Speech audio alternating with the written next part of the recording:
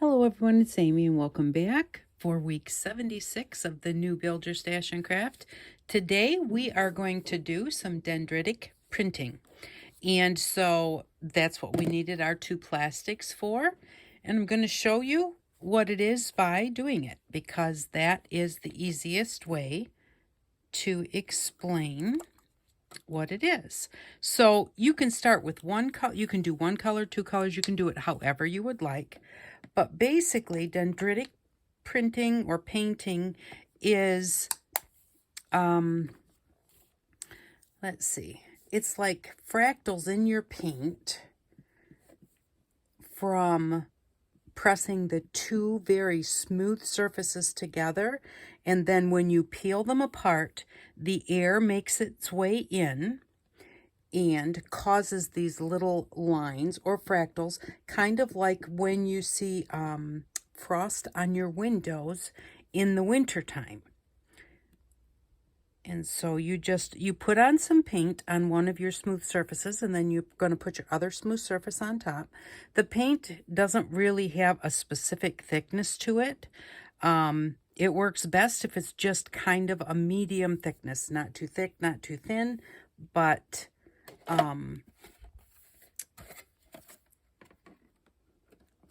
I don't know an exact one, an exact whether it should be thick or thin or whatever. It works no matter what the thickness. So what you're going to do is you are going to press them together. When you press them together, as they start to come apart, then see if I can. And I have this because we've got this extra lip on here. I have my bottom one over the edge of a box right here so that I can hang that extra lip over the edge of the box. So the box isn't as sturdy as my table would be, but it does give us a nice surface to press on. So we're going to kind of press it together.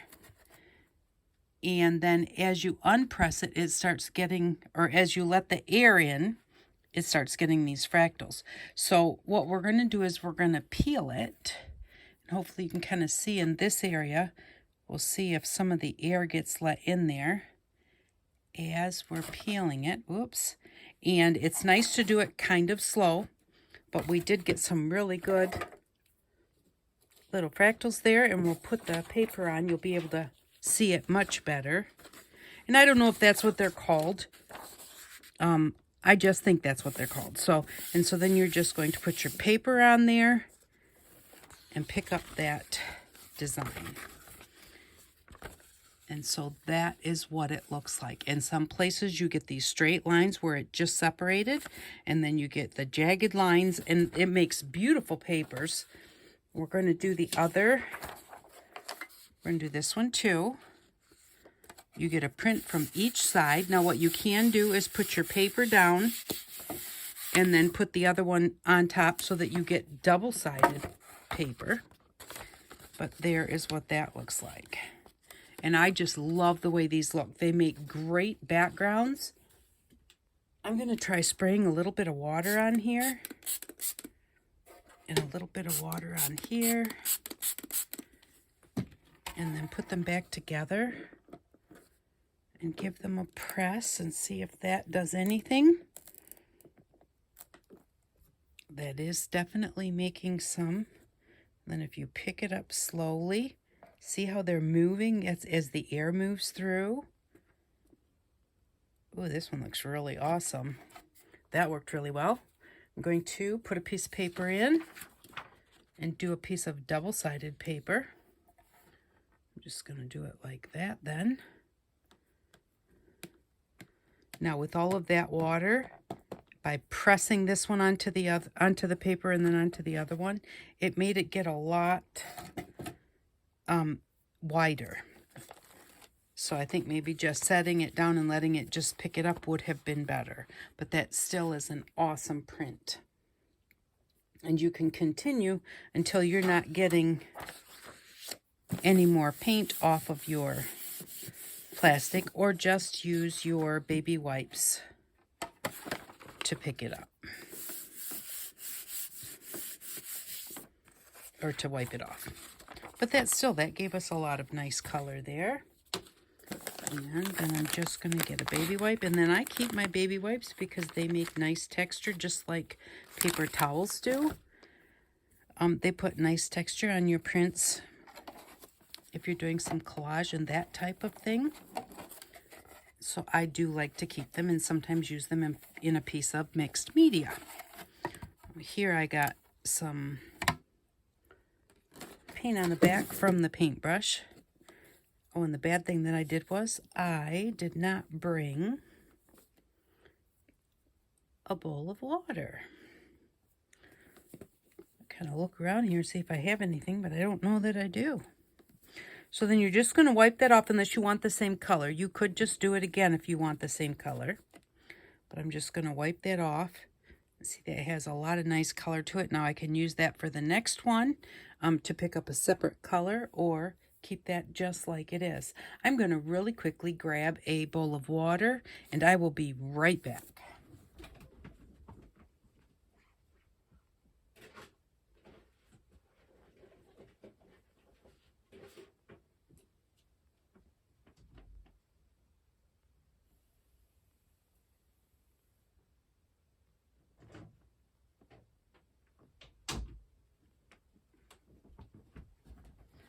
Okay, there we go. I just definitely needed to be able to clean my brush. Now, also what I usually do is if I have a lot of paint on my brush, I'll put it on another piece of paper just to have some background paper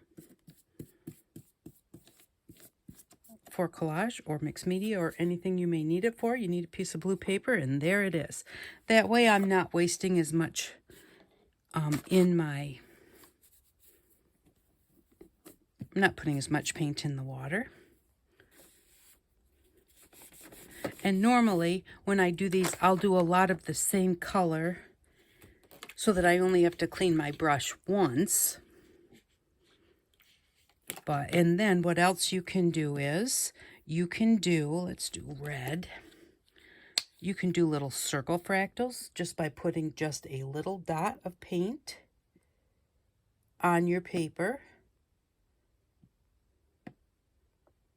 And so when you press it, you're going to get some little circle dendritic prints.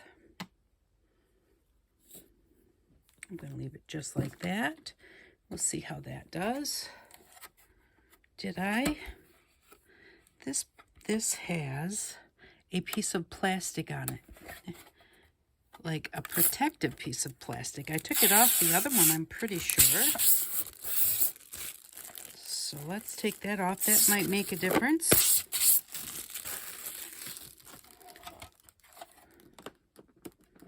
Yep, I did take it off of that one. So now what I'm going to do is I'm not even going to spread it out. I'm going to see what it looks like if we leave them just as circles. And we're going to press down quite hard because we want them to be a little bit thin so that they actually can get the marks in them. So there we go. Look at that go. I hope you can see that happening. And as you lift it, I'm lifting this way so those lines are going to go that way.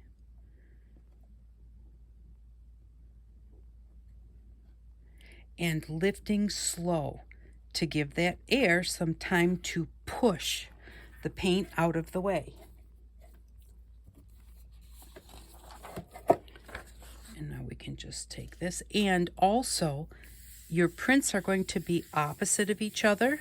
So here where there's clear, on the other one it will have paint. And here where there's paint, on the other one it will be clear. All right, isn't that awesome? I'm going to take this one and put it on here.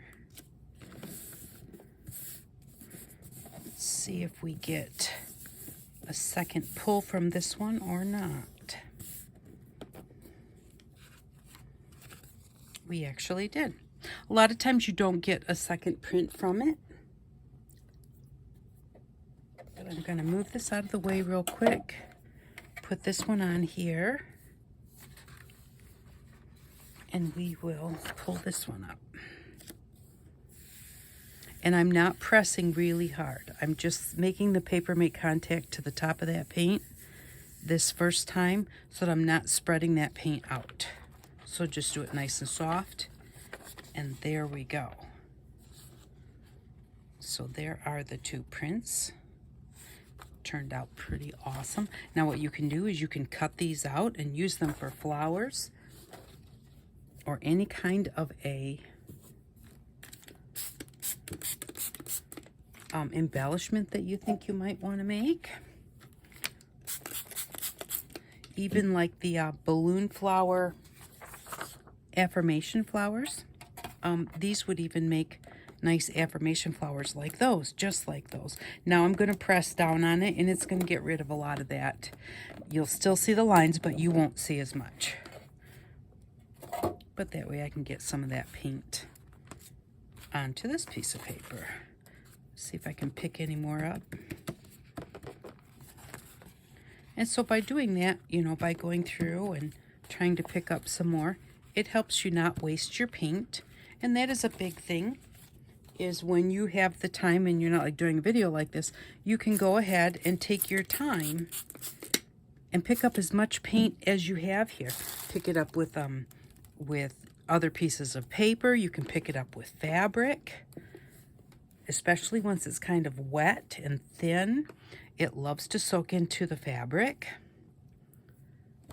And so then you can have dyed fabric for your projects, not for sewing on, but definitely for playing with and making flowers or any other kind of embellishment. Fabric paper clips. So there we go. So that's how you do the dendritic print. You can do the little circles. You can do the full page. I had some paper. Here's my paper towel. And then I want to try something that I haven't tried before. And I do believe that I've seen this a long time ago. I think I saw somebody do what I want to try. And I want to try and make like a scene. Whether that's going to work or not, I'm not sure. But, and I'm not exactly sure how they did it, but we're going to see here. So I'm going to, let's see. So we will say that I'm not going to do the bottom yet. So I'm going to do like blue sky in the background with a little bit of orange and yellow for sunset. And then, and again, it doesn't need to be super thick, so I'm going to try not to put too much on. I do get carried away sometimes, and you need to be careful about that.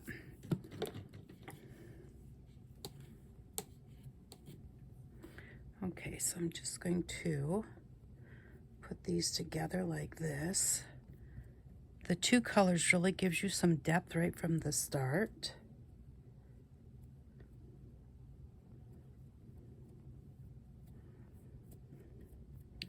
So let's see, how far down do I want this to go? I'm thinking that that's probably enough, so let's see what this does. See if I have enough paint.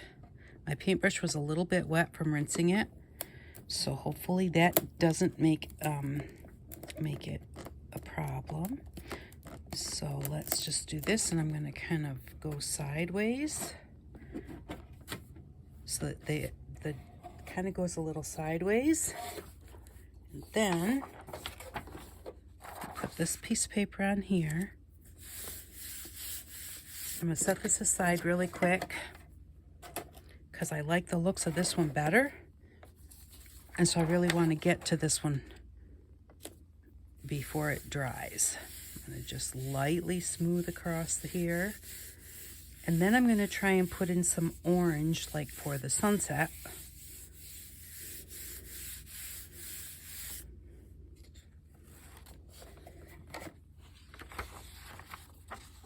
It didn't turn out as well as I was thinking. This one looks more like what I was looking for. Okay, so we're going to use this one. And I'm going to wipe this off first. And I think I'll just leave that up there so I kind of know where that's at. Wipe this one off a bit.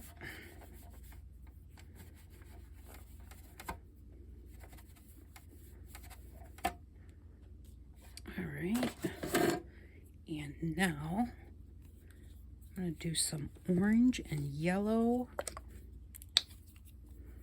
Before I even do that, I want to make sure that my brush is clean and not blue, because blue and orange make brown, and I definitely don't want that.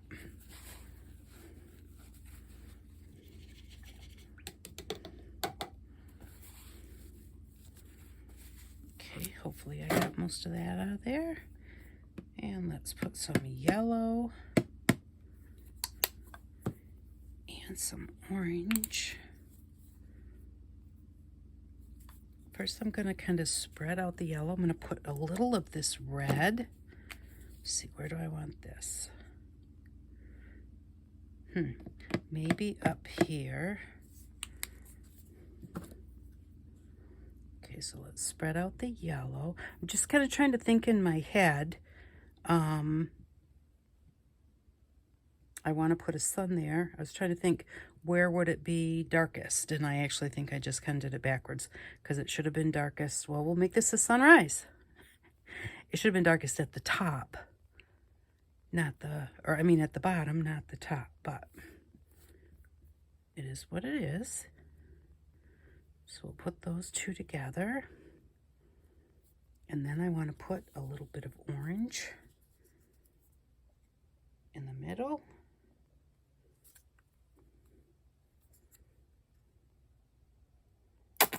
Oh, way too much orange.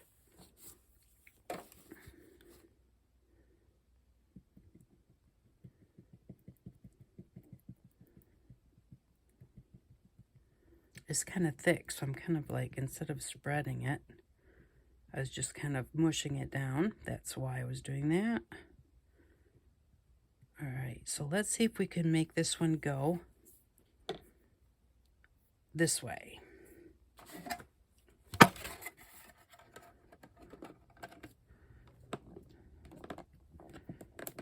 Or maybe, no, maybe we need it to go sideways, like the blue did.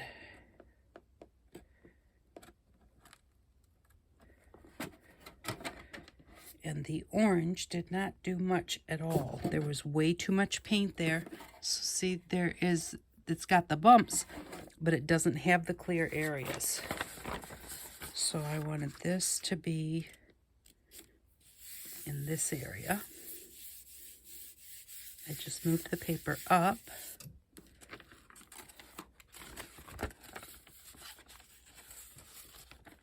So there we go. Might have that up a little higher than I would have liked it. And we're going to use this one. Maybe not put it as low. See if we like it better. And that's the thing, when you're doing any of this stuff, just play with it.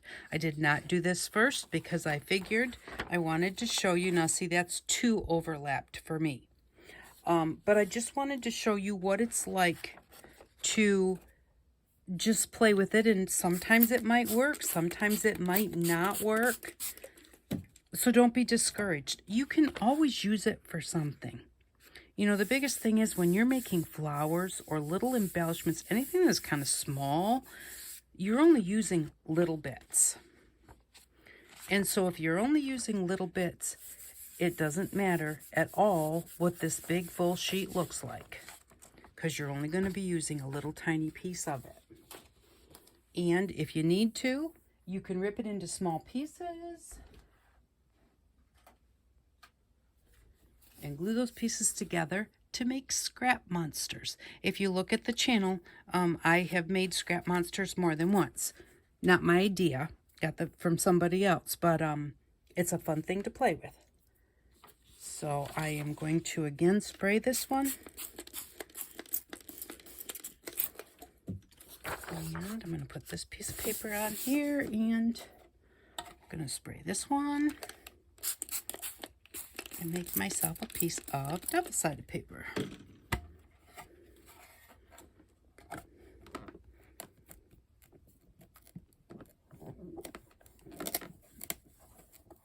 there we go. See what this looks like.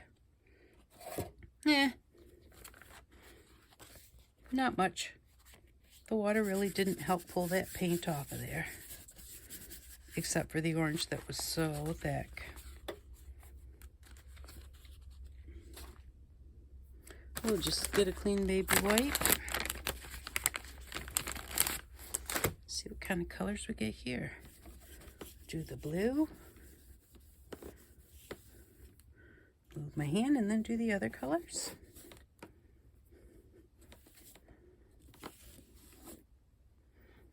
See, look at those colors. Look, that looks, I don't know, like a zebra or something, or a bird's tail. Set that aside. And now I'm going to go back to this one because my thoughts were Halloween's coming, and I'm working on a Halloween journal, which was from last week's Halloween kit. And everybody was saying about that kit, I should have made it into a journal. And I should have. I didn't see it, and I had already finished it. But I am going to make a journal to put inside of it. So because I'm going to do that, I was trying to maybe make like a little spooky background paper by putting a little black and hoping to get like some trees. And I don't know, we'll just have to see. I'm thinking if the circles make circles, then maybe lines will make trees. And we'll see. And I'm going to want it black across the bottom. And then some black lines. So I kind of want it to be like this. And hopefully that the fractals will make these look like trees, because that is kind of what they look like. When you just look at them, they look like trees or seaweed or something like that.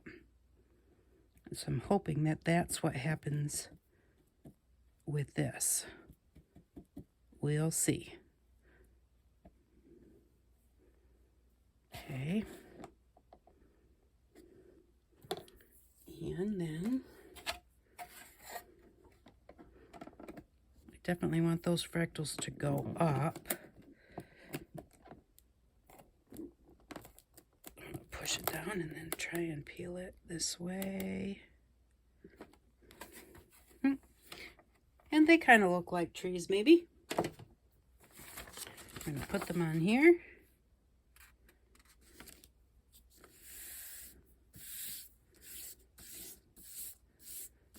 And we'll see what we have. And if it doesn't work out, it doesn't work out. It's one piece of paper and actually a very small amount of paint. But there we go. Those look pretty cool. This one I didn't press hard enough in that area to pick those two up. And I didn't get the black across the bottom. Now the question is, can I kind of line it up?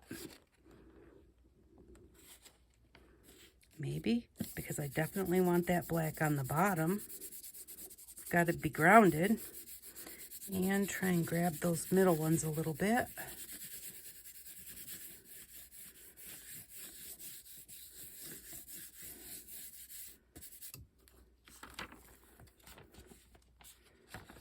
There. That looks pretty cool. Kind of have a little bit of a spooky background there. I like it. It turned out good. And I think I'd kind of maybe like to have one here and one here. So we're going to see if I can do this without totally messing it up. I'm going to try and put that one right there.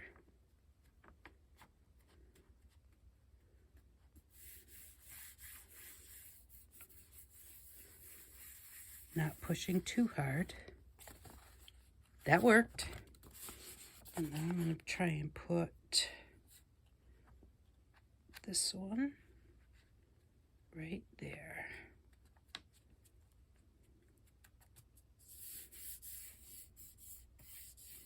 Just kind of holding this paper out of the way so that it doesn't, I'm not doubling up on top of that tree. And there we go. That looks pretty good. And since we've got black on here, I really want black all the way across the bottom. So since I've got the black on my glass here, or plastic, I'm just going to pick up some.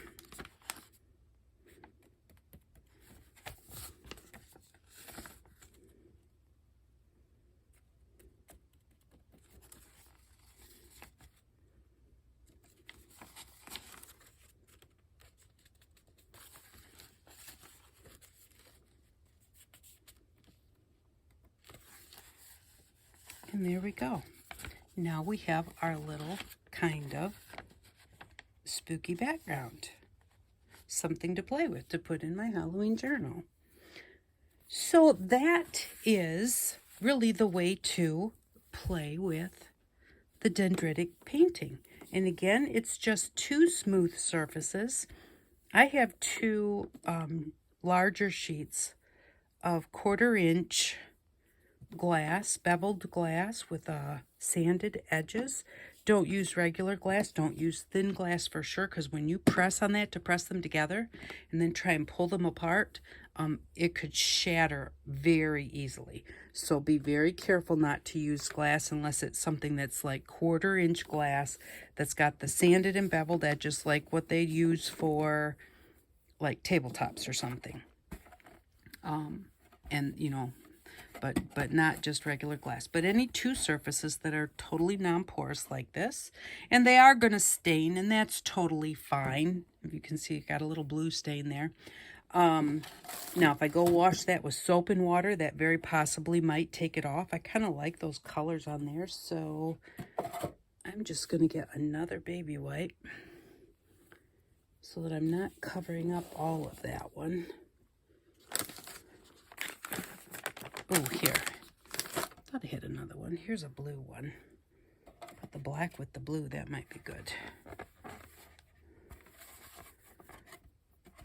But, so yes, 2 non-porous surfaces and some paint is all you need, and paper to put it on when you're done.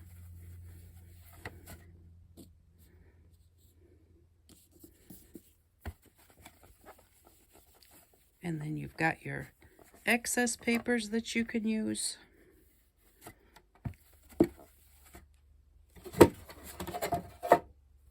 And you've got your baby wipes that you can use.